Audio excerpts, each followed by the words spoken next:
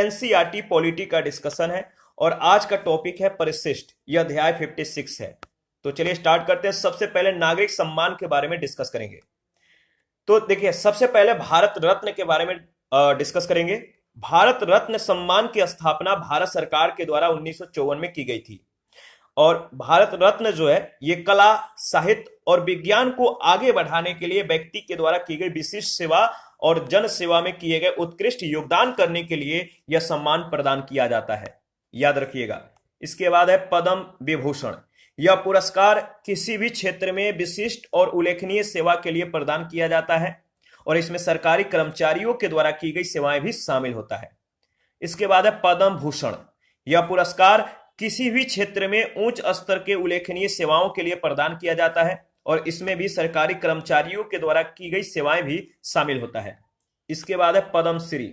यह पुरस्कार किसी भी क्षेत्र में उल्लेखनीय सेवा के लिए प्रदान किया जाता है। इसमें सरकारी कर्मचारियों के द्वारा की गई सेवाएं भी शामिल है। पद्म पुरस्कारों से संबंधित दिशा निर्देशों और अन्य पक्षों पर विचार करने के लिए सरकार ने उच्चतम न्यायालय के फैसले के अनुसार भारत के उपराष्ट्रपति की अध्यक्षता में एक उच्च स्तरीय समीक्षा समिति गठित की थी। समीक्षा समिति ने नवंबर 1996 में अपना रिपोर्ट पेश की, जिसे सरकार ने स्वीकार कर लिया और 1992 में नेताजी सुभाष चंद्र बोस को भारत रत्न से मरणोपरांत सम्मानित किया गया था, लेकिन उनके मृत्यु के संबंध में विवाद होने के कारण पुरस्कार के मरणोपरांत स्वरूप को लेकर प्रश्न उठाया गया। इसीलिए भारत सरकार ने यह सम्मान वापस ले लिया और उक्त सम्मान वापस लेने का जो है यह एकमात्र उदाहरण है। इसको ध्यान में रखिएगा, इंपॉर्टेंट है। इसके बाद भारत रत्न से सम्मानित जो व्यक्ति हैं इनके बारे में देख लेते हैं। कब जो है किनको यह सम्मान दिया गया है, तो याद रखिएगा 1954 में 3 व्यक्ति को यह सम्मान दिया गया भारत रत्न। कौन कौन? तो डॉक्टर सर्वपल्ली राधाकृष्णन को, चक्रवर्ती राजगोपालचारी को और डॉक्टर चंद्रशेखर वेंकट रमन को। 1955 में भी 3 व्यक्ति को यह सम्मान दिया गया, डॉक्टर भगवान दास, डॉक्टर मुछगुंडम विश्वेश्वरैया और पंडित जवाहरलाल नेहरू को। इसके बाद अगर बात करें तो 1957 में गोविंद वल्लभ पंत को यह सम्मान दिया गया। 1958 में डॉक्टर धोड़ो केशव कर्वे को और 1961 में 2 व्यक्ति को जो है यह सम्मान दिया गया था भारत रत्न। किनको? तो डॉक्टर विधान चंद्र राय को और पुरुषोत्तम दास टंडन को। 1962 में डॉक्टर राजेंद्र प्रसाद को, 1963 में डॉक्टर पांडुरंग वामन काणे को, 1963 में डॉक्टर जाकिर हुसैन को यह सम्मान दिया गया। 1966 में लाल बहादुर शास्त्री को मरणोपरांत भारत रत्न से सम्मानित किया गया। 1971 में इंदिरा गांधी को, 1975 में वराहगिरी वेंकट गिरी को, 1976 में कुमारस्वामी कामराज को मरणोपरांत दिया गया। 1980 में भारत रत्न से सम्मानित मदर टेरेसा, इनको मरणोपरांत यह सम्मान दिया गया। 1983 में आचार्य विनोबा भावे को मरणोपरांत दिया गया। 1987 में खान अब्दुल गफ्फार खां को दिया गया और इसके बाद 1988 में अगर बात करें तो मरुदु गोपालन रामचंद्रन को मरणोपरांत दिया गया। 1990 में डॉक्टर भीमराव रामजी अंबेडकर को मरणोपरांत दिया गया और 1990 में ही डॉक्टर नेल्सन मंडेला को दिया गया। 1991 में 3 व्यक्ति को यह सम्मान दिया गया था, सरदार वल्लभ भाई पटेल को मरणोपरांत, मोरारजी रणछोड़जी देसाई को और राजीव गांधी को भी मरणोपरांत दिया गया। 1992 में मौलाना अबुल कलाम आजाद को मरणोपरांत यह सम्मान दिया गया। कौन? भारत रत्न। इसके बाद अगर बात करें तो 1992 में ही 2 और व्यक्ति को दिया गया था, जमशेद जी रतन दादा भाई टाटा को और सत्यजीत रे को। 1997 में 3 व्यक्ति को दिया गया था, डॉक्टर एपीजे अब्दुल कलाम, गुलजारी लाल नंदा मरणोपरांत और अरुणा आसफ अली को मरणोपरांत। याद रखिएगा, इंपॉर्टेंट है। इसके बाद अगर आगे बात करें तो चिदम्बरम सुब्रमण्यम को 1998 में दिया गया और एम ए सुबुलक्ष्मी को 1998 में ही दिया गया। 1999 में 4 व्यक्ति को दिया गया था। 1999 में किस किस को? पंडित रविशंकर को 1999 में ही, अमर्त्य सेन को, गोपीनाथ बारदोलई को और जयप्रकाश नारायण को मरणोपरांत दिया गया। 2001 में 2 व्यक्ति को यह सम्मान दिया गया था, लता मंगेशकर को और उस्ताद बिस्मिल्लाह खां को। याद रखिएगा। इसके बाद 2009 में पंडित भीमसेन जोशी को दिया गया। 2014 में 2 व्यक्ति को दिया गया था, CAN राव को और सचिन तेंदुलकर को। 2015 में जो है आपको 2 व्यक्ति को यह सम्मान दिया गया भारत रत्न। कौन कौन? तो मदन मोहन मालवीय को मरणोपरांत और अटल बिहारी वाजपेयी को। इसके बाद 2019 में नानाजी देशमुख को मरणोपरांत यह सम्मान दिया गया और 2019 में ही भूपेन हजारिका को मरणोपरांत दिया गया और 2019 में ही डॉक्टर प्रणब मुखर्जी को भी यह सम्मान दिया गया। तो प्रेजेंट में आपको कमेंट करके बताना है कि किनको भारत रत्न से सम्मानित किया गया है। ठीक है, इसके बाद संक्षिप्त विश्लेषण के संदर्भ में अगर बात करें तो भारत रत्न से सम्मानित जो प्रथम व्यक्ति हैं बताइए। तो मैंने ऊपर में ही डिस्कस किया था इससे पहले ही कि 3 व्यक्ति थे। 1954 में 3 व्यक्ति को जो है यह पुरस्कार से या जो भारत रत्न है इनसे सम्मानित किया गया था। नाम है चक्रवर्ती राजगोपालचारी। चक्रवर्ती राजगोपालचारी। 1954 में ही डॉक्टर सर्वपल्ली राधाकृष्णन को और डॉक्टर चंद्रशेखर वेंकट रमन को यह सम्मान दिया गया था। भारत रत्न से सम्मानित विदेशी जो व्यक्ति हैं याद रखिएगा, 1987 में खान अब्दुल गफार खां को, ये पाकिस्तानी थे, और 1990 में दक्षिण अफ्रीका के डॉक्टर नेल्सन मंडेला को यह सम्मान दिया गया। भारत रत्न से सम्मानित भारतीय प्रधानमंत्री के बारे में अगर बात करें तो भारत के प्रधानमंत्री जो हैं जिन्हें भारत रत्न से सम्मानित किया गया है 1955 में पंडित जवाहरलाल नेहरू को, लाल बहादुर शास्त्री को यह मरणोपरांत प्रथम व्यक्ति थे। 1966 में इनको यह सम्मान दिया गया। इसके बाद इंदिरा गांधी को 1971 में, राजीव गांधी को 1991 में, मोरारजी रणछोड़जी देसाई को 1991 में ही, गुलजारी लाल नंदा को 1997 में और अटल बिहारी वाजपेयी को 2015 में। यानी 7 व्यक्तियों को जो है भारत रत्न से सम्मानित किया गया। ये भारतीय प्रधानमंत्री हैं 7 व्यक्ति। भारत रत्न से सम्मानित भारतीय जो राष्ट्रपति हैं इनके बारे में अगर बात करें तो याद रखिएगा, भारत रत्न से सम्मानित भारतीय राष्ट्रपति 1954 में डॉक्टर सर्वपल्ली राधाकृष्ण को इस सम्मान से सम्मानित किया गया। 1962 में डॉक्टर राजेंद्र प्रसाद को, 1963 में डॉक्टर जाकिर हुसैन को राष्ट्रपति, याद रखिएगा यह पुरस्कार इन्हें राष्ट्रपति बनने से पहले दिया गया था और राष्ट्रपति बनने से पहले डॉक्टर APJ अब्दुल कलाम को भी दिया गया था और 2019 में डॉक्टर प्रणब मुखर्जी को दिया गया। आगे बढ़ते हैं। इसके बाद अगर बात करें तो देखिए, कला और संस्कृति से जुड़े भारत रत्न प्राप्तकर्ता कौन कौन है, कब कब ये प्राप्त किए थे। तो कला और संस्कृति से जुड़े भारत रत्न प्राप्तकर्ता, जैसे 1955 में डॉक्टर भगवान दास को यह सम्मान दिया गया था और यह दार्शनिक थे। डॉक्टर धोड़ो केशव कर्वे को जो है 1958 में दिया गया था, यह समाज सुधारक थे। और पांडुरंग वामन काड़े हैं, इनको 1963 में भारत रत्न से सम्मानित किया गया था और इनका जो क्षेत्र था यह संस्कृत विद्वान थे। 1988 में MG रामचंद्रन को दिया गया था, यह अभिनेता और राजनीतिज्ञ थे। ठीक है, और सत्यजीत रे को भी दिया गया था, यह फिल्म निर्देशक थे। ठीक है, इसके बाद MA सुब्बुलक्ष्मी को 1998 में दिया गया था और ये शास्त्रीय गायिका थी। इसके बाद पंडित रविशंकर को 1999 में दिया गया था और ये शास्त्रीय संगीतकार थे। 2001 में लता मंगेशकर को दिया गया था गायिका के क्षेत्र में और 2008 में पंडित भीमसेन जोशी को दिया गया था, शास्त्रीय गायक थे ये। और 2019 में भूपेन हजारिका को दिया गया था, ये गायक भी थे और संगीतज्ञ भी थे। तो गायक और संगीतज्ञ दोनों थे।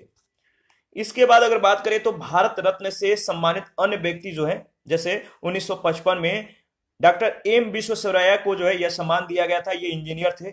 1957 में पंडित गोविंद वल्लभ पंत को दिया गया था, यह स्वतंत्रता सेनानी एवं राजनीतिज्ञ थे। 1961 में चिकित्सा के क्षेत्र में डॉक्टर विधान चंद्र राय को दिया गया। 1961 में ही पुरुषोत्तम दास टंडन को दिया गया, ये स्वतंत्रता सेनानी थे। 1976 में के कामराज को दिया गया था, ये राजनीतिज्ञ थे। और 1983 में आचार्य विनोबा भावे को दिया गया था और इनका जो संबंध था भूदान आंदोलन से था, भूदान आंदोलन। 1990 में डॉक्टर भीमराव अंबेडकर को यह सम्मान दिया गया और ये संविधान विशेषज्ञ थे। 1991 में सरदार वल्लभ भाई पटेल को दिया गया और ये स्वतंत्रता सेनानी थे। इसके बाद सचिन तेंदुलकर, अगर बात करें तो सचिन तेंदुलकर जो थे ये भारत रत्न पाने वाले प्रथम क्रिकेट खिलाड़ी थे। ठीक है, इनको जो है ये जो भारत रत्न है ये क्रिकेट के क्षेत्र में इनका जो है पहचान है। सचिन तेंदुलकर को इन्हें दिया गया है, प्रथम बार दिया गया क्रिकेट के खिलाड़ी के संदर्भ में अगर बात करें तो सचिन तेंदुलकर को यह भारत रत्न जो है इन्हें दिया गया है। इसके बाद दिवंगत नेताओं की जो समाधियां हैं, किस नेता की कहां पर समाधि है इसको भी ध्यान में रखिएगा। जैसे महात्मा गांधी की जो समाधि है दिल्ली के राजघाट में है। जवाहरलाल नेहरू का जो समाधि है दिल्ली के शांति वन में है। लाल बहादुर शास्त्री का जो समाधि है दिल्ली के विजय घाट में है। इनके समाधि को विजय घाट बोला जाता है, दिल्ली में ही है। और B.R. अम्बेडकर का जो समाधि है चैत्य भूमि मुंबई में है। इंदिरा गांधी का जो समाधि है जिसे शक्ति स्थल कहते हैं ये दिल्ली में है। चौधरी चरण सिंह का जो समाधि है इसको किसान घाट बोलते हैं, ये भी दिल्ली में है। ज्ञानी जैलम सिंह का एकता स्थल ये दिल्ली में है। राजीव गांधी का जो समाधि स्थल है इसको वीर भूमि कहते हैं, ये दिल्ली में है। मोरारजी देसाई का जो समाधि स्थल है अभय घाट इसको बोलते हैं, ये भी दिल्ली में है। गुलजारी लाल नंदा इनके समाधि स्थल को नारायण घाट बोलते हैं, ये भी दिल्ली में है। जगजीवन राम इनकी समाधि स्थल को जो है समता स्थल बोलते हैं और ये दिल्ली में है। शंकर दयाल शर्मा इनके जो समाधि स्थल है इसको कर्म भूमि बोलते हैं, ये भी दिल्ली में है। K.R. नारायण इनकी जो मतलब कि समाधि स्थल है इसको उदय भूमि बोलते हैं, ये भी दिल्ली में है। और अटल बिहारी वाजपेयी इनके समाधि स्थल को सदैव अटल बोलते हैं और ये कहां पर है, दिल्ली में है इनके समाधि स्थल। देखिए राज्यों के लिए विशेष प्रावधान से संबंधित जो अनुच्छेद है अगर बात करें तो 371 इसका जो संबंध है, जो विषय वस्तु है वह है महाराष्ट्र और गुजरात राज्यों के लिए विशेष प्रावधान। 371 में महाराष्ट्र और गुजरात राज्यों के लिए विशेष प्रावधान किया गया है। 371A में नागालैंड राज्य के लिए विशेष प्रावधान है। 371B में असम राज्य के लिए, 371C में मणिपुर राज्य के लिए, 371D में आंध्र प्रदेश और तेलंगाना राज्य के लिए विशेष प्रावधान किया गया है। 371E में आंध्र प्रदेश में केंद्रीय विश्वविद्यालय की स्थापना से संबंधित प्रावधान है। 371AF जो है सिक्किम राज्य के लिए विशेष प्रावधान है।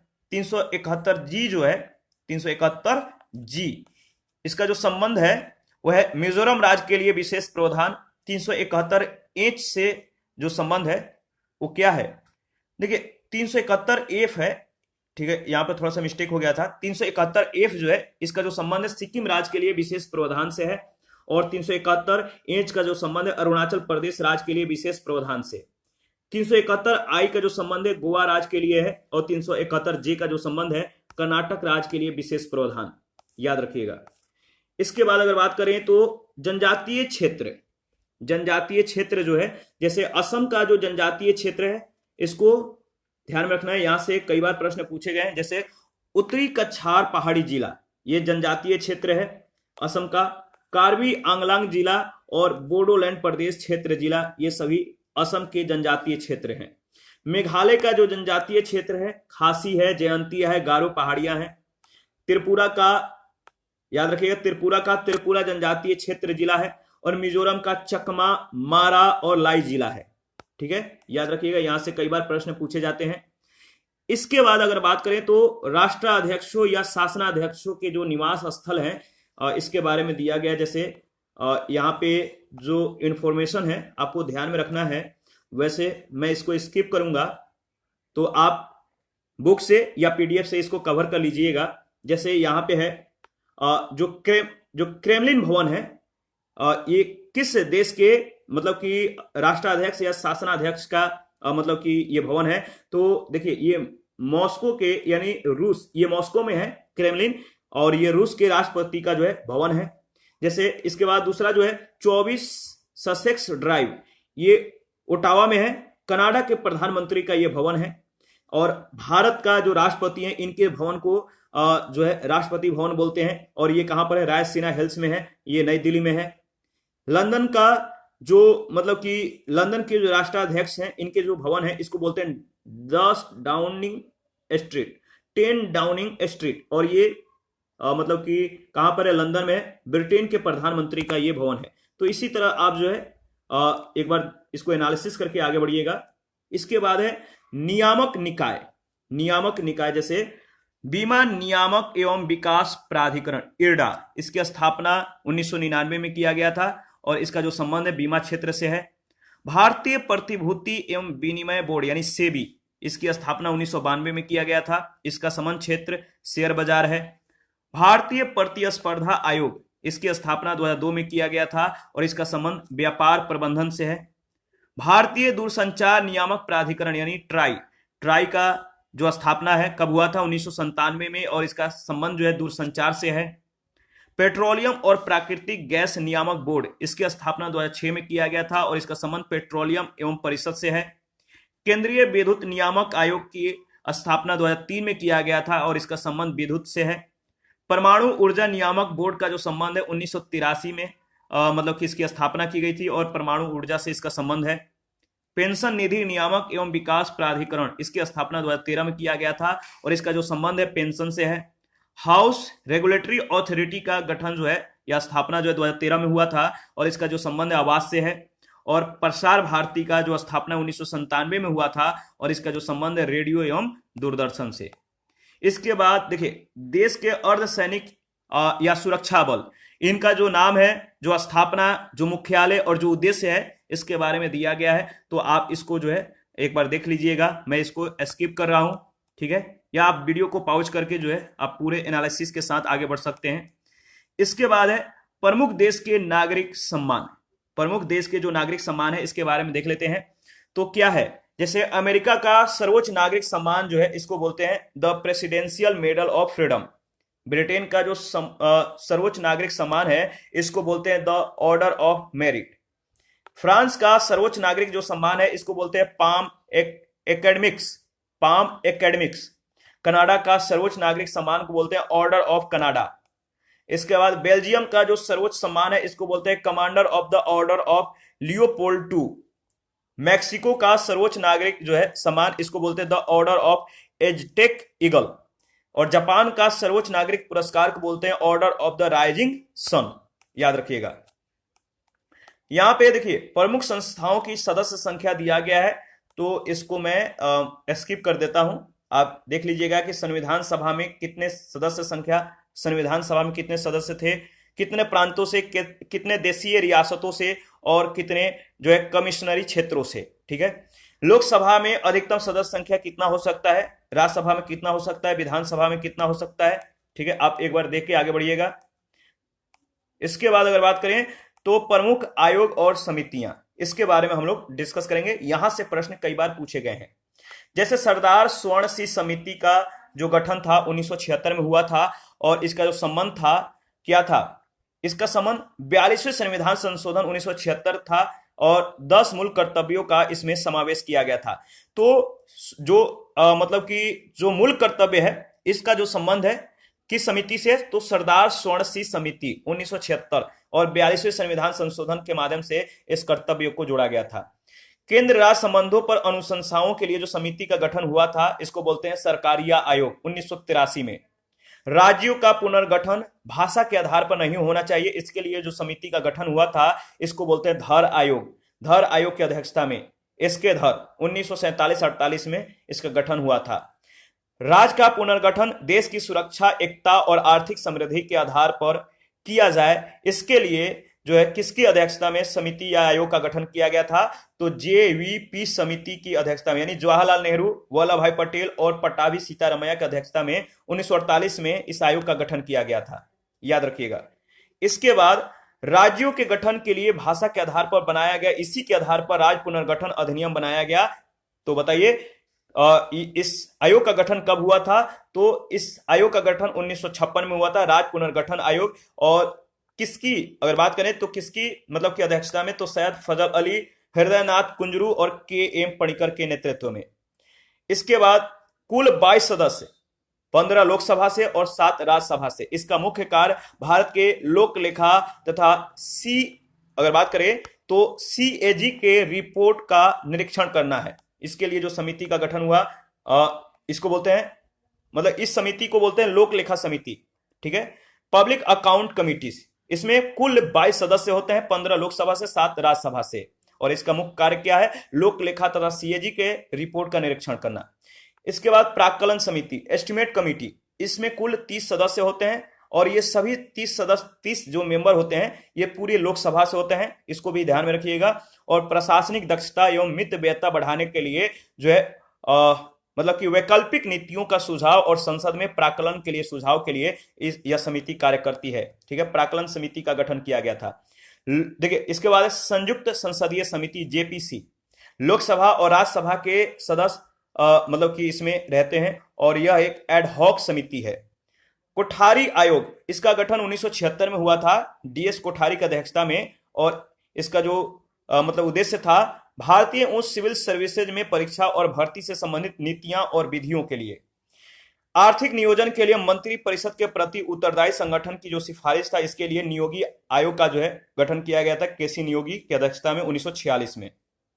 इसके बाद त्रिस्तरीय पंचायती राज संस्थाओं के गठन की संस्तुति बलवंत राय मेहता समिति के द्वारा किया गया था 1956 से 57 के बीच। और चुनाव सुधार, मतदान की आयु 21 वर्ष से घटाकर 18 वर्ष करना, चुनाव प्रचार में सरकारी धन और तंत्र का उपयोग न करना आदि अनुशंसाओं के लिए बीएस तारकुंडे समिति का गठन किया गया था 1974 में, याद रखिएगा। इसके बाद अगर बात करें तो केंद्र राज्य संबंध के विषय में अनुशंसाओं के लिए जिस समिति का गठन किया गया था इसको बोलते हैं पुंछी आयोग, मदन मोहन पुंछी 2007 में। और बीरप्पा मोइली की अध्यक्षता में जो है मतलब कि बीरप्पा मोइली ने 2009 में अध्यक्ष पद से त्यागपत्र दे दिया था। उसके बाद वी रामचंद्रन इसके अध्यक्ष बनाए गए थे। द्वीप प्रशासनिक सुधार आयोग 2005 में इसका गठन हुआ था। तो याद रखिए, वी रामचंद्रन दूसरे अध्यक्ष थे, पहला अध्यक्ष थे बीरप्पा मोइली। इसके बाद अगर बात करें तो देखिए यहाँ पे है कमीशन ऑफिसरों की पद श्रेणियां, तो आप यहाँ पे एक बार देख लीजिए। मैं इसको डिस्कस कर देता हूं। जैसे जनरल, थल सेना जो होते हैं, थल सेना में जो थल सेना है इसमें जनरल होते हैं। वायु सेना में इन्हीं के बराबरी पर जो है एयर चीफ मार्शल होते हैं और जल सेना में एडमिरल। इसके बाद लेफ्टिनेंट जनरल, एयर मार्शल और वाइस एडमिरल, इन तीनों का जो पद होता है लगभग समान होता है, लेकिन थल सेना में इनको अलग नाम से, वायु सेना में अलग और जल सेना में अलग बोलते हैं। इसके बाद आप देख सकते हैं, ठीक है, देख लीजिएगा। इसके बाद भारतीय थल सेना के सैनिक प्रशिक्षण संस्थान, तो इसको ध्यान में रखिएगा। जैसे नेशनल डिफेंस एकेडमी महाराष्ट्र के मतलब कि खड़गवासला में है। कहां पर है? खड़गवासला में। इंडियन मिलिट्री एकेडमी उत्तराखंड के देहरादून में है। इन्फेंट्री स्कूल मध्य प्रदेश के मऊ में है। और आर्टिलरी स्कूल महाराष्ट्र के देवलाली में है। ठीक है, देवलाली याद रखिएगा। और नेशनल डिफेंस कॉलेज जो है ये नई दिल्ली में है। डिफेंस सर्विस स्टाफ कॉलेज जो है वेलिंगटन तमिलनाडु में है। और आर्म्ड सेंटर जो है ये महाराष्ट्र के अहमदनगर में है। ठीक है, याद रखिए। आयोग और मुख्यालय, किस आयोग का कहां पर मुख्यालय है, इसका गठन कब हुआ था, ठीक है, इसके बारे में आप एक बार देख लीजिएगा। जैसे हरित न्याय न्यायाधिकरण, इसका मुख्यालय भोपाल में, इसका गठन 2010 में हुआ था और ये न्यायिक संस्था है। राष्ट्रीय न्याय अकादमी, ये भोपाल में 1995 में इसका गठन हुआ था और ये वैधानिक संस्था है। राष्ट्रीय विधिक सेवा प्राधिकरण यानी नालसा, इसका मुख्यालय नई दिल्ली में है। 1995 में इसका गठन हुआ था और ये संस्थागत जो है मतलब की संस्था है। केंद्रीय सैन्य न्याय प्राधिकरण का मुख्यालय नई दिल्ली में है और यह एक इसकी जो प्रकृति है क्या है, न्यायिक प्रकृति है। राष्ट्रीय अनुसूचित जाति आयोग का मुख्यालय नई दिल्ली में 2004 में इसका पुनर्गठन हुआ और यह संवैधानिक निकाय है। राष्ट्रीय अनुसूचित जनजाति आयोग का मुख्यालय नई दिल्ली में 2004 में इसका पुनर्गठन हुआ और यह संवैधानिक निकाय है। योजना आयोग, इसका मुख्यालय नई दिल्ली में 1950 में इसका गठन हुआ और गैर संवैधानिक निकाय है। वित्त आयोग का मुख्यालय नई दिल्ली में 1951 में इसका गठन हुआ था, अर्ध न्यायिक या संवैधानिक निकाय है। इसके बाद अगर बात करें तो मानवाधिकार आयोग का गठन जो है 1993 में हुआ। ये इसका मुख्यालय नई दिल्ली में है और यह किस प्रकृति का है, तो अनुशंसात्मक निकाय है। राष्ट्रीय महिला आयोग, ये नई दिल्ली में है, इसका मुख्यालय 1992 में इसका गठन हुआ था, स्वायत्त वैधानिक निकाय है। राष्ट्रीय बाल अधिकार संरक्षण आयोग जो है इसका मुख्यालय नई दिल्ली में है और 2007 में इसका गठन हुआ था, यह भी वैधानिक निकाय है। और राष्ट्रीय अल्पसंख्यक आयोग, ये नई दिल्ली में है, 1993 में इसका गठन हुआ था, यह भी वैधानिक निकाय है। राष्ट्रीय पिछड़ा वर्ग आयोग, ये इसका मुख्यालय नई दिल्ली में 1993 में इसका गठन हुआ था और गठन वैधानिक निकाय के रूप में अब जो है संवैधानिक निकाय के रूप में किया गया है। इसके बाद है केंद्रीय सूचना आयोग, इसका मुख्यालय नई दिल्ली में है, 2005 में इसका गठन हुआ था और इसका जो प्रकृति है वैधानिक है। परिसीमन आयोग का मुख्यालय नई दिल्ली में है, 4 बार इसको गठित किया गया है, स्वायत्त निकाय है। विधि आयोग जो है इसका मुख्यालय नई दिल्ली में है और ये गैर वैधानिक परामर्शी निकाय है। अंतर्राज्यीय परिषद का मुख्यालय नई दिल्ली में 1990 में इसका गठन हुआ था और इसकी जो प्रकृति है संवैधानिक निकाय है। निर्वाचन आयोग, इसका मुख्यालय नई दिल्ली में है और इसका गठन 1950 में हुआ था और इसकी जो प्रकृति है वो संवैधानिक है। इसके बाद भारत में भ्रष्टाचार पर नियंत्रण तथा नागरिकों के शिकायतों के निवारण के लिए वैधानिक और संस्थागत ढांचा, तो आप देख सकते हैं लोक सेवक जांच अधिनियम 1850, भारतीय दंड संहिता 1860, विशेष पुलिस प्रतिष्ठान 1941। एक बार आप देख लीजिएगा, इसको आगे बढ़िएगा देखने के बाद ही। इसके बाद अगर बात करें तो भारतीय विधायिका में भागीदारी, तो आप देख सकते हैं कि किस राज्य यानी राज्य और कुल केंद्र शासित प्रदेशों का जो राज्यसभा में जो स्थान है, लोकसभा में जो स्थान है, राज्य विधानसभा में जो स्थान है, आप देख सकते हैं। तो आरक्षित और जैसा अनुसूचित जाति अनुसूचित जनजातियों के लिए कितना जो सीट है आरक्षित है, आप देख सकते हैं। अपने स्टेट के लिए आप एक बार देख लीजिएगा, जिस स्टेट से आप बिलोंग करते हैं आप देखिएगा और कमेंट कीजिएगा कि आप किस स्टेट से जो है बिलोंग करते हैं। इसके बाद अगर बात करें तो देखिए सर्वाधिक राज्यसभा सीटों वाले जो 5 राज्य हैं वो कौन कौन से हैं, अवरोही क्रम में याद रखिएगा। अवरोही क्रम में सर्वाधिक राज्यसभा सीटों वाले 5 राज्य हैं उत्तर प्रदेश, इसके बाद महाराष्ट्र, तमिलनाडु, पश्चिम बंगाल, बिहार। उत्तर प्रदेश में सबसे ज्यादा 31 राज्यसभा की सीटें हैं और बिहार में 16, याद रखिएगा, तो आप देख लीजिएगा। इसके बाद सर्वाधिक लोकसभा सीटों वाले 5 राज्य अवरोही क्रम में, तो सबसे ज्यादा उत्तर प्रदेश, इसके बाद महाराष्ट्र, इसके बाद पश्चिम बंगाल, इसके बाद बिहार और इसके बाद तमिलनाडु। इसके बाद अगर बात करें तो सर्वाधिक विधानसभा सीटों वाले 5 राज्य अवरोही क्रम में अगर देखें तो सर्वाधिक विधानसभा सीटों वाले जो 5 राज्य हैं उत्तर प्रदेश, पश्चिम बंगाल, महाराष्ट्र, बिहार और तमिलनाडु। समान सीटों वाली जो विधानसभा है जैसे हरियाणा और छत्तीसगढ़ में 90 सीटें, मणिपुर, मेघालय, नागालैंड, त्रिपुरा और अरुणाचल प्रदेश में 60 सीटें, गोवा और मिजोरम में 40 सीटें।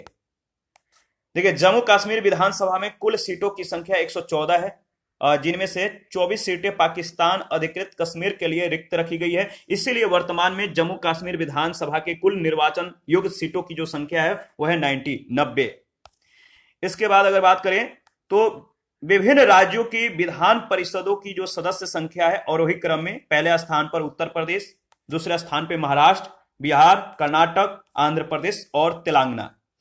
भारत का सबसे कम पंजीकृत मतदाताओं की संख्या वाला जो संसदीय क्षेत्र है वह है बनेज। ये कहां पर है तो राजस्थान के जूनागढ़ संसदीय क्षेत्र में यह बनेज पड़ता है। यहां पर भारत का सबसे कम पंजीकृत मतदाताओं की संख्या है और सबसे अधिक पंजीकृत मतदाताओं की संख्या वाला जो संसदीय क्षेत्र है वह उत्तर प्रदेश का उन्नाव। सबसे छोटा संसदीय क्षेत्र है लक्षद्वीप, क्षेत्रफल के दृष्टि से सबसे बड़ा संसदीय क्षेत्र है लक्षद्वीप। ठीक है, कितना इसका क्षेत्रफल है तो 3029 किलोमीटर। इसके बाद अगर बात करें तो अब तक भारत में 3 बार संसद की जो है संयुक्त बैठक आयोजित हो चुकी है, ज्वाइंट सिटिंग हो चुकी है। कब कब हुई है इसको याद रखिएगा, यहां से अक्सर प्रश्न पूछे गए हैं और पूछे जाने की भी ज्यादा संभावना है। तो प्रथम बैठक हुआ था यानी ज्वाइंट जो सिटिंग हुआ था, प्रथम ज्वाइंट सिटिंग हुआ था मतलब कि 1959 में दहेज प्रतिबंध विधेयक 1959 के संदर्भ में, और उस समय पंडित जवाहरलाल नेहरू जो थे प्रधानमंत्री थे। द्वितीय बैठक हुआ था बैंकिंग सेवा आयोग विधेयक 1977 में, मोरारजी देसाई उस समय प्रधानमंत्री थे। और तृतीय बैठक हुआ था किस विषय के लिए, आतंक निवारक अध्यादेश यानी पोटा 2002, अटल बिहारी वाजपेयी उस समय प्रधानमंत्री थे। इसके बाद सुशासन सूचकांक 2019 में बड़े राज्यों की जो रैंकिंग है आप देख सकते हैं, अपने राज्य को भी देख लीजिएगा कि इसकी रैंकिंग क्या है। जैसे पहले स्थान पे तमिलनाडु, इसके बाद महाराष्ट्र, कर्नाटक, छत्तीसगढ़, आंध्र प्रदेश, गुजरात, हरियाणा, केरल, मध्य प्रदेश, पश्चिम बंगाल, तेलंगाना, राजस्थान, पंजाब, उड़ीसा, बिहार, गोवा, उत्तर प्रदेश और झारखंड। ठीक है, इसके बाद है वेतन आयोग, पे कमीशन। पे कमीशन जो पे कमीशन है इसके बारे में अगर बात करें तो प्रथम वेतन आयोग का अध्यक्ष कौन थे, श्रीनिवास वरदाचार्य। इनकी नियुक्ति 1946 में हुआ था, रिपोर्ट 1947 में इन्होंने प्रस्तुत किया था। द्वितीय वेतन आयोग का अध्यक्ष थे जगन्नाथ दास, इनकी नियुक्ति 1957 में हुआ था, रिपोर्ट 1959 में दिया था। तृतीय वेतन आयोग के अध्यक्ष थे रघुवीर दयाल, इनकी नियुक्ति 1970 में और इन्होंने अपना रिपोर्ट 1973 में प्रस्तुत किया। चतुर्थ वेतन आयोग के अध्यक्ष कौन थे? पीएन सिंघल, 1983 में इनकी नियुक्ति हुई थी और 1986 में इन्होंने अपना रिपोर्ट प्रस्तुत किया। पंचम वेतन आयोग एस रत्नावेल पंडियन, 1994 में इनकी नियुक्ति हुई और 1997 में इन्होंने अपना रिपोर्ट प्रस्तुत किया। और छठा वेतन आयोग का अध्यक्ष थे justice b n Sri Krishna, 2006 में इनकी नियुक्ति हुई और 2008 में इन्होंने अपना रिपोर्ट प्रस्तुत किया। सातवां वेतन आयोग अशोक कुमार माथुर की अध्यक्षता में 2014 में जो है इनकी नियुक्ति हुई और 2015 में इन्होंने अपना रिपोर्ट प्रस्तुत किया। इसके बाद लोकसभा, राज्यसभा और विधानसभा, विधान परिषद एक दृष्टि में, तो आप इसको देख लीजिएगा कि जो आधार है, जो लोकसभा, राज्यसभा, विधानसभा, विधान परिषद, जैसे अधिकतम सदस्य संख्या, वर्तमान सदस्य संख्या, सर्वाधिक सदस्य संख्या वाला राज्य, न्यूनतम सदस्य संख्या वाले जो राज्य हैं, इसको आप एक बार एनालिसिस करके आगे बढ़िएगा। मैं इसको फिलहाल स्किप कर रहा हूं। भारत के प्रमुख पदाधिकारी एक नजर में आप देख सकते हैं, ठीक है, तो आप एक बार देख लीजिएगा। अन्य अधिकारियों के बारे में भी यहां पे इंफॉर्मेशन दिया गया है। राष्ट्रपति के द्वारा चयनित पदाधिकारी आप देख सकते हैं, तो मैं इन सबको जो है स्किप कर रहा हूं। आप चाहे तो पीडीएफ के माध्यम से या बुक के माध्यम से इसको कवर कर सकते हैं। इसके बाद अगर बात करें तो भारत की आंतरिक सुरक्षा व्यवस्था जो है, जैसे असम राइफल्स, इसकी स्थापना 1835 में की गई थी और इसका मुख्यालय कहां पर है? शिलोंग में, ठीक है, तो इसको ध्यान में रखिएगा।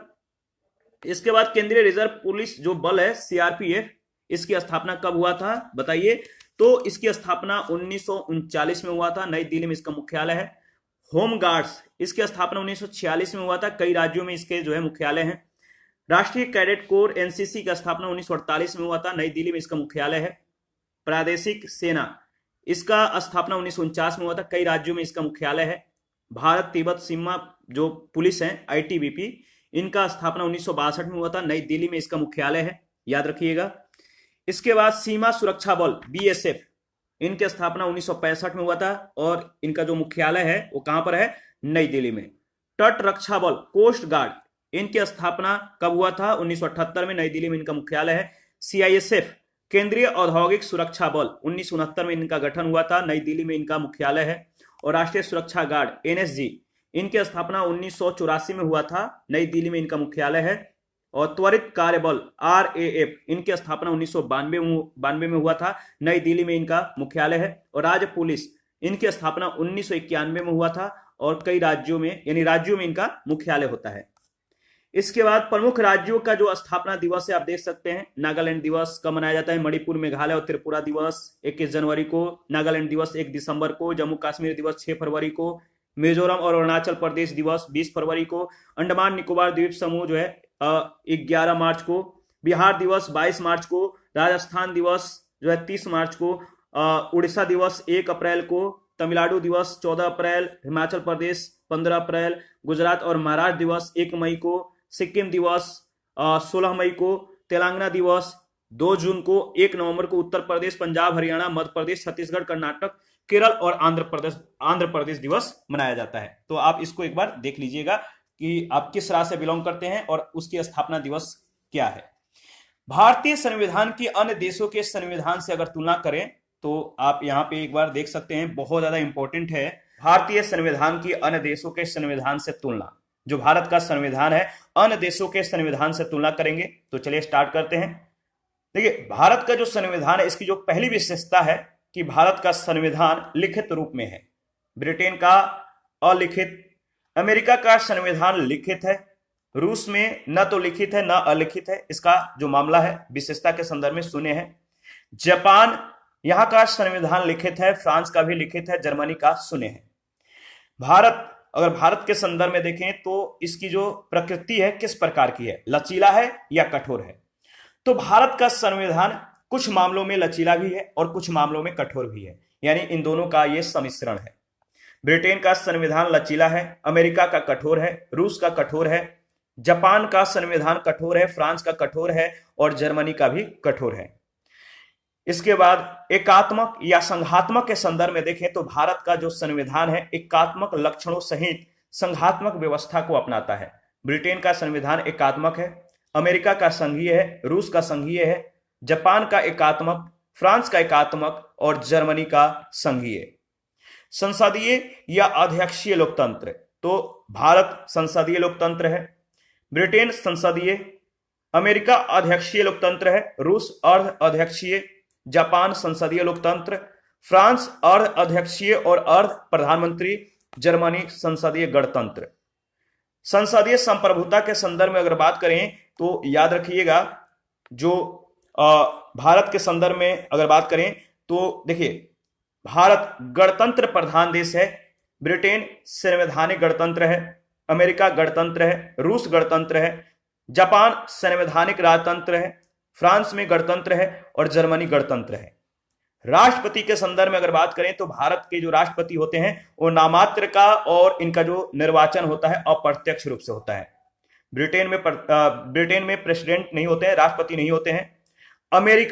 अमेरिका के जो राष्ट्रपति होंगे वो कार्यकारी प्रधान होते हैं और इनका निर्वाचन प्रत्यक्ष रूप से होता है। रूस के राष्ट्रपति ये कार्यकारी प्रधान होते हैं और निर्वाचन प्रत्यक्ष रूप से होता है।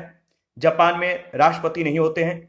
फ्रांस के संदर्भ में अगर बात करें तो राष्ट्रपति कार्यकारी प्रधान होते हैं और निर्वाचन प्रत्यक्ष रूप से होता है। और जर्मनी है, यहाँ के जो राष्ट्रपति होते हैं नामात्र के प्रधान होते हैं, ठीक है, और इनका निर्वाचन अप्रत्यक्ष रूप से होता है। एकल नागरिकता, देखिए जो नागरिकता है अगर भारत के संदर्भ में बात करें तो भारत की जो नागरिकता है, भारत में एकल नागरिकता को अपनाया गया है। ब्रिटेन में भी एकल नागरिकता है, वहीं अमेरिका में द्वैध नागरिकता है, एक देश के स्तर पर, दूसरा वहां के राज्य के स्तर पर, ठीक है। और इसके बाद अगर बात करें तो रूस में भी द्वैध नागरिकता है। इसके बाद जापान में एकल नागरिकता है और फ्रांस में भी द्वैध नागरिकता है तथा जर्मनी में सैद्धांतिक एकल नागरिकता को अपनाया गया है। विधि की सम्यक प्रक्रिया या विधि के द्वारा स्थापित प्रक्रिया के संदर्भ में अगर बात करें तो भारत में विधि के द्वारा स्थापित प्रक्रिया को अपनाया गया है। ब्रिटेन में विधि का शासन, अमेरिका में विधि की सम्यक प्रक्रिया को अपनाया गया है। इसके बाद अगर बात करें तो जापान में विधि के द्वारा स्थापित प्रक्रिया को अपनाया गया है, याद रखिएगा। इसके बाद बारी बारी से ब्रिटेन, अमेरिका, जर्मनी, दक्षिण अफ्रीका, फ्रांस, चीन और कनाडा के संविधान के बारे में डिस्कस करेंगे। तो देखिए, ब्रिटेन का जो संविधान है, यहाँ के संदर्भ में बात करें, ब्रिटेन में अगर बात करें तो यहाँ का जो राज अध्यक्ष होते हैं ये वंश परंपरा के आधार पर होते हैं, इनका इलेक्शन नहीं होता है, वंशानुगत ये होते हैं। तो राज अध्यक्ष वंशानुगत होते हैं। जो ब्रिटेन का संविधान है अलिखित संविधान है और ये किस पर आधारित है तो चार्टर, अधिनियम, रीति रिवाज और परंपराओं पर। ब्रिटेन का जो सदन है, यहाँ पे दो सदन है, हाउस ऑफ लॉर्ड को उच्च सदन कहते हैं और हाउस ऑफ कॉमन्स को निम्न सदन बोलते हैं। सम्राट यानी क्राउन कार्यपालिका का नाम मात्र प्रमुख होता है, जबकि वास्तविक प्रमुख प्रधानमंत्री होते हैं, ठीक है। इसके बाद अमेरिका का जो संविधान है इसके बारे में अगर बात करें तो यहाँ पे अध्यक्षीय एवं संघात्मक शासन प्रणाली को अपनाया गया है। राष्ट्रपति ही राज्य और कार्यपालिका का प्रमुख होता है। अमेरिका में दोहरी नागरिकता और स्वतंत्र न्यायपालिका को अपनाया गया है। संघ और राज्यों का अलग अलग संविधान है, संघ का अलग संविधान है और अमेरिका में राज्यों का अलग संविधान है। संसद के दो सदन, प्रतिनिधि सभा और सीनेट है। संसद में अगर अमेरिका के संविधान के संदर्भ में अगर बात करें तो जो अमेरिका का संसद है इसमें दो सदन है, एक प्रतिनिधि सभा और दूसरा सीनेट, और इसे अविनाशी राज्यों का अविनाशी संघ बोलते हैं, ठीक है। तो अमेरिका के संदर्भ में आपको याद रखना है, यहां से कई बार प्रश्न पूछे गए हैं, इसको क्या बोलते हैं, अविनाशी राज्यों का अविनाशी संघ। इसके बाद जर्मनी का जो संविधान है इसके बारे में अगर बात करें तो वर्तमान संविधान जो है, जर्मनी का जो संविधान है 1949 में निर्मित व परिवर्तित हुआ। संघीय शासन और संसदीय शासन प्रणाली को अपनाया गया है। राष्ट्रपति नामात्र का जो है प्रमुख और वास्तविक जो प्रमुख होता है चांसलर होता है। और यहाँ पे भी द्विसदनात्मक व्यवस्था को अपनाया गया, उच्च और निम्न सदन, ठीक है, और इसे बुंदेस्ताग बोलते हैं। इसके बाद अगर बात करें तो नेक्स्ट है फ्रांस का संविधान। देखिए, फ्रांस का संविधान जो है 1958 में पंचम गणराज्य तथा एकात्मक के रूप में यह स्थापित हुआ। संसदीय व अध्यक्षीय शासन प्रणाली का यह मिश्रण रूप है। यहां पे भी द्विसदनात्मक व्यवस्था है। नेशनल असेंबली को निम्न सदन बोलते हैं और सीनेट को उच्च सदन बोलते हैं, याद रखिएगा। राष्ट्रपति राज और शासन दोनों का प्रमुख है। दक्षिण अफ्रीका का जो संविधान है, इसके संदर्भ में अगर बात करें तो 1997 में नया संविधान लागू हुआ। यह जो है एकात्मक शासन व्यवस्था को अपनाता है। दक्षिण अफ्रीका राष्ट्रपति शासन और राज दोनों का अध्यक्ष है। राष्ट्रपति शासन और राज दोनों का अध्यक्ष होता है। यहां पे भी द्विसदनात्मक व्यवस्था को अपनाया गया है। नेशनल असेंबली को निम्न सदन और नेशनल काउंसिल्स को उच्च सदन बोलते हैं। इसके बाद चीन का जो संविधान है, इसके बारे में अगर बात करें तो 1982 में चौथा संविधान लागू हुआ और संसद जो है यहां का एक सदनीय है, जिसे बोलते हैं national peoples congress. National people congress विधायिका ही सभी उच्च पदाधिकारियों की नियुक्ति करती है। यहां पे एकात्मक शासन प्रणाली को अपनाया गया है और प्रधानमंत्री सरकार का प्रधान होता है, राज का नहीं। तो जो यहां का प्रधानमंत्री है, चीन का प्रधानमंत्री सर्वोच्च होता है, सरकार का प्रधान होता है। कनाडा का संविधान जो है, इसके बारे में अगर बात करें तो संघीय शासन का प्रमुख गवर्नर यानी ब्रिटिश महारानी के द्वारा नियुक्ति, ठीक है, और शक्तियों का वितरण 4 सूचियों में है। द्विसदनात्मक व्यवस्था को अपनाया गया है। हाउस ऑफ कॉमन्स को निम्न सदन और सीनेट को उच्च सदन बोलते हैं और प्रांतों का प्रमुख डिप्टी गवर्नर होता है, याद रखिएगा।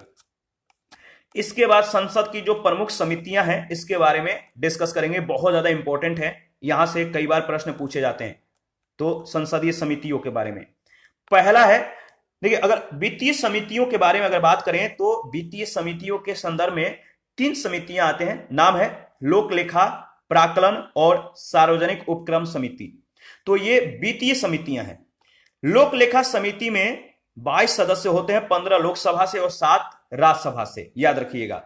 और सदस्यों का निर्वाचन किस तरह से होता है? अनुपातिक प्रतिनिधित्व प्रणाली से एकल संक्रमणीय मत के आधार पर। और जो लोक लेखा समिति है, इसका कार्य क्या है? विभिन्न मंत्रालयों के व्यय और सीएजी यानी सीएजी मतलब कै के जो रिपोर्ट होते हैं, इस पर विचार करना, प्रतिवेदन पर विचार करना, ठीक है, याद रखिएगा। इसके बाद दूसरा है प्राक्कलन समिति। प्राक्कलन समिति में केवल लोकसभा से 30 सदस्य होते हैं, केवल लोकसभा के सदस्य इसमें होते हैं। और यह प्रश्न कई बार पूछा गया है, याद रखिएगा। प्राक्कलन समिति में सिर्फ लोकसभा के सदस्य होते हैं, 30 होते हैं।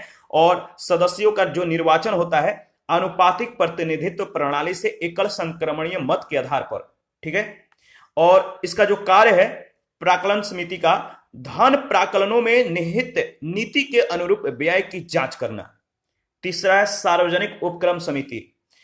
देखिए, इस समिति में कुल मिलाकर 22 सदस्य होते हैं, 15 लोकसभा से, राज्यसभा से 7 होते हैं।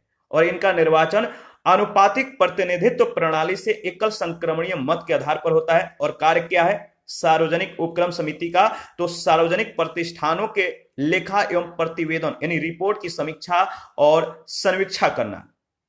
इसके बाद है सदन की समितियां।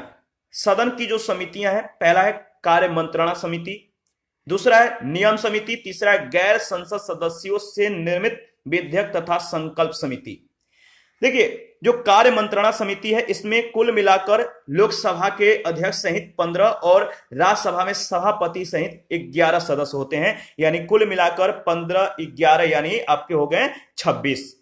और इनका निर्वाचन किस तरह से होता है? तो लोकसभा अध्यक्ष एवं राज्यसभा सभापति जो है अपने अपने सदनों में से इस समिति के पदेन मतलब कि अध्यक्ष होते हैं। और कार्य क्या है? विधेयकों विषयों के लिए सदन की कार्यवाही में समय निर्धारित करना।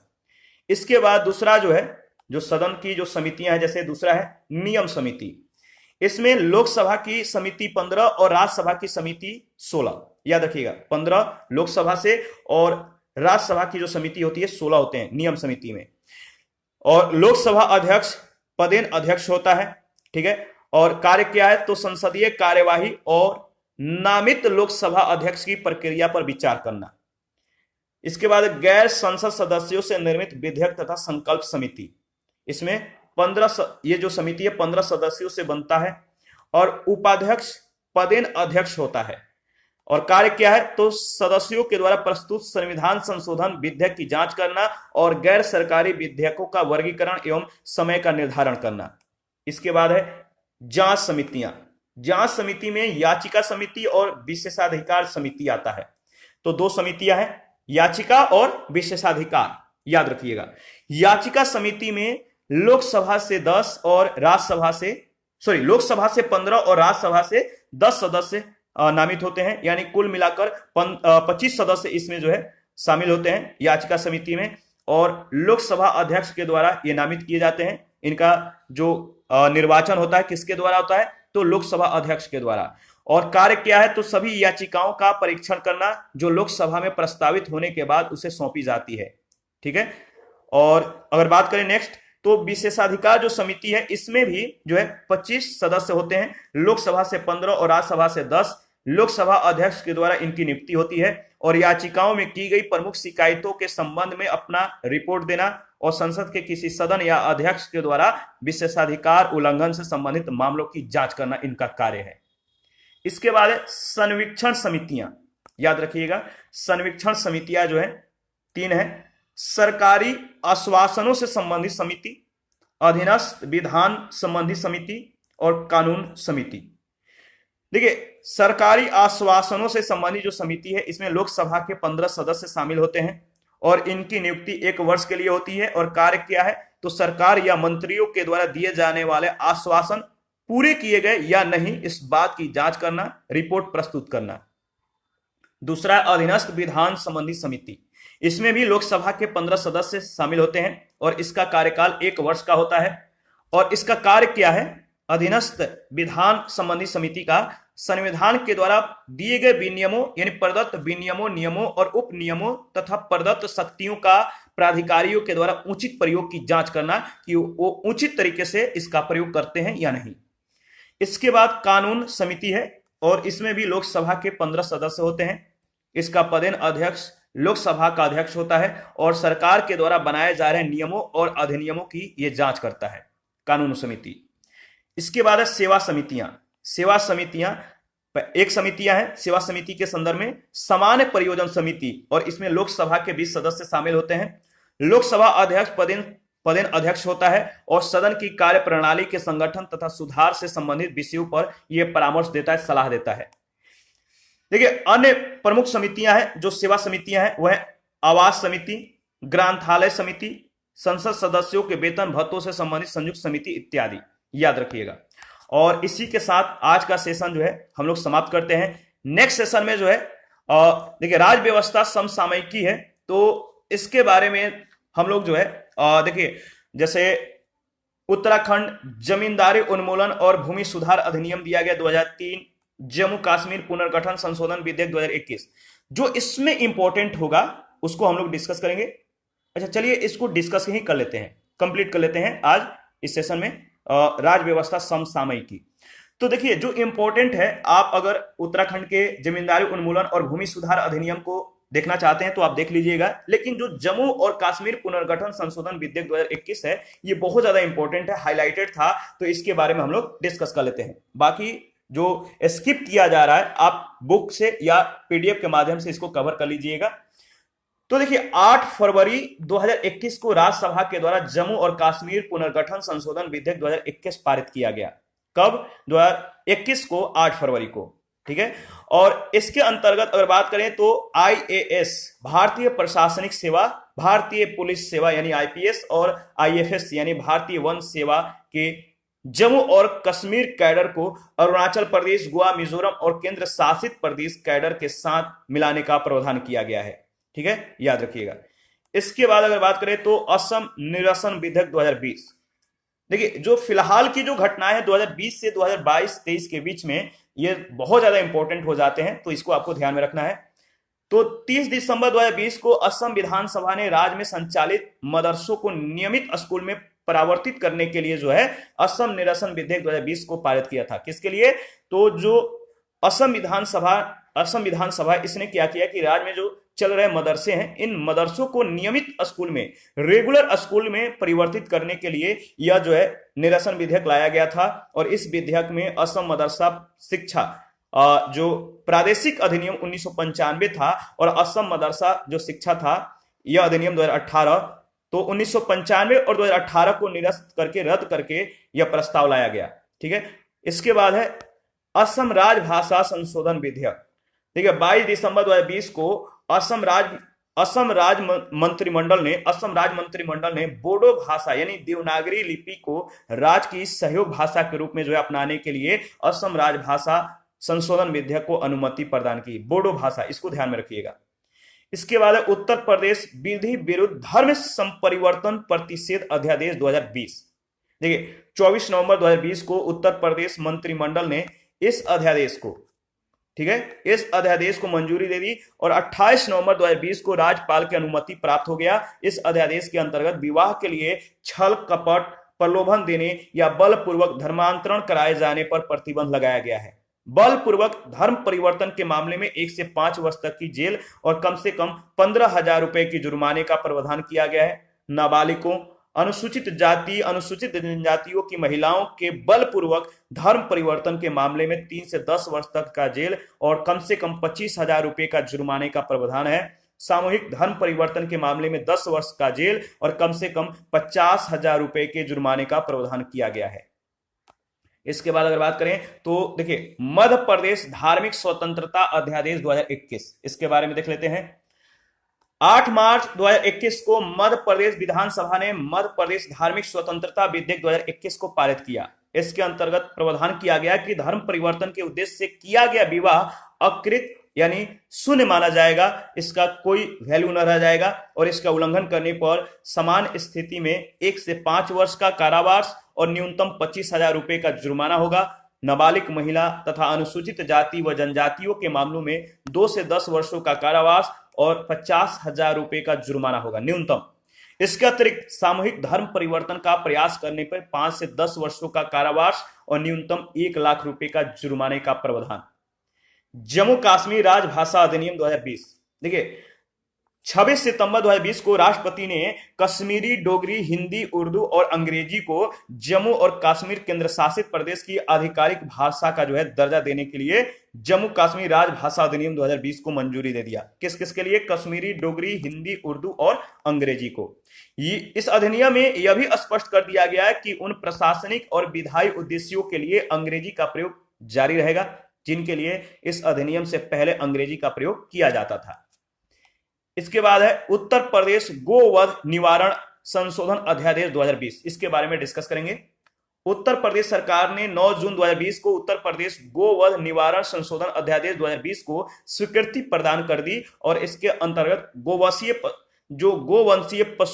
पशुओं हैं, जो पशु हैं, गोवंशीय पशुओं का वध करने वालों के लिए जो गोवंश यानी गाय वंश से रिलेटेड जो पशु हैं, इनको वध करने वालों को जो है 10 वर्ष का कारावास होगा और 5 लाख रुपए का जुर्माना। उन्हें शारीरिक क्षति यानी अंग भंग पहुंचाने वालों को जो है 3 वर्ष का कारावास, 3 लाख रुपए के जुर्माने का प्रावधान किया गया है। इसके बाद है महामारी संशोधन अधिनियम 2020। देखिए राष्ट्रपति ने 28 सितंबर 2020 को महामारी संशोधन अधिनियम 2020 को स्वीकृति प्रदान कर दी। इसके माध्यम से महामारी अधिनियम 1897 में संशोधन करते हुए स्वास्थ्य कर्मियों और उनकी संपत्ति पर हमले को संज्ञेय और गैर जमानतीय अपराध घोषित किया गया है। हरियाणा राज्य के लिए स्थानीय उम्मीदवारों का नियोजन विधेयक 2020। हरियाणा विधानसभा ने 5 नवंबर 2020 को हरियाणा राज्य के स्थानीय उम्मीदवारों का नियोजन विधेयक 2020 पारित किया। इसके अंतर्गत क्या हुआ? निजी क्षेत्र की नौकरियों में हरियाणा के स्थानीय निवासियों को 75% का आरक्षण देने का प्रावधान किया गया। इसके बाद सामाजिक सुरक्षा संहिता 2020। सामाजिक सुरक्षा संहिता 2020 क्या है?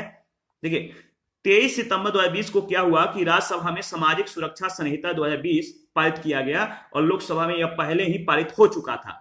यह संहिता सामाजिक सुरक्षा से जुड़े 9 कानूनों का स्थान लेगी। इसके अंतर्गत केंद्र सरकार श्रमिकों के लाभ के लिए विभिन्न सामाजिक सुरक्षा योजनाओं को अधिसूचित कर सकती है। इनमें कर्मचारी प्रोविडेंट फंड यानी जो ईपीएफ है, इसके बाद जो ईपीएस है कर्मचारी पेंशन योजना और कर्मचारी डिपॉजिट लिंक्ड इंश्योरेंस शामिल है। इसके अतिरिक्त कर्मचारी राज्य बीमा, ग्रेच्युरी, मातृत्व लाभ, निर्माण श्रमिकों के कल्याण के लिए उपकर यानी सेस और कर्मचारियों और आश्रितों को मुआवजा के संबंध में सरकार जो है अधिसूचित कर सकती है।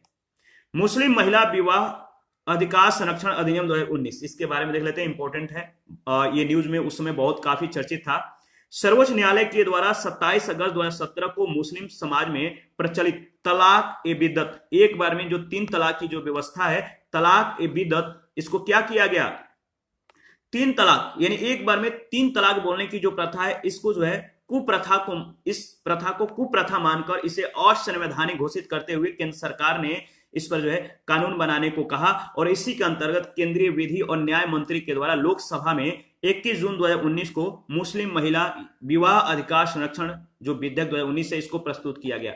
यह विधेयक 25 जुलाई 2019 को लोकसभा से और 30 जुलाई 2019 को राज्यसभा से पारित हो गया। और यह विधेयक 1 अगस्त 2019 को राष्ट्रपति के द्वारा जो है स्वीकृति हो गई।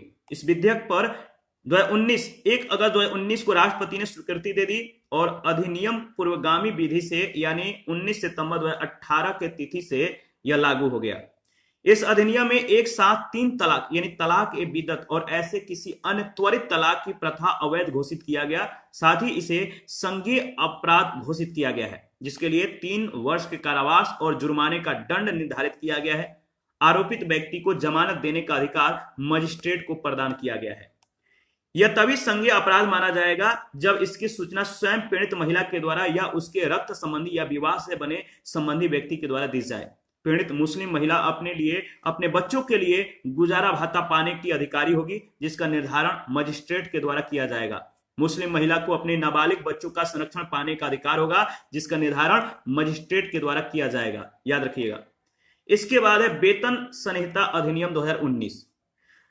30 जुलाई 2019 को लोकसभा से और 2 अगस्त 2019 को राज्यसभा से पारित वेतन संहिता अधिनियम 2019 कोड ऑन वेजेस एक्ट 2019, इस अधिनियम ने वेतन से संबंधित 4 कानूनों को जो है प्रतिस्थापित कर दिया।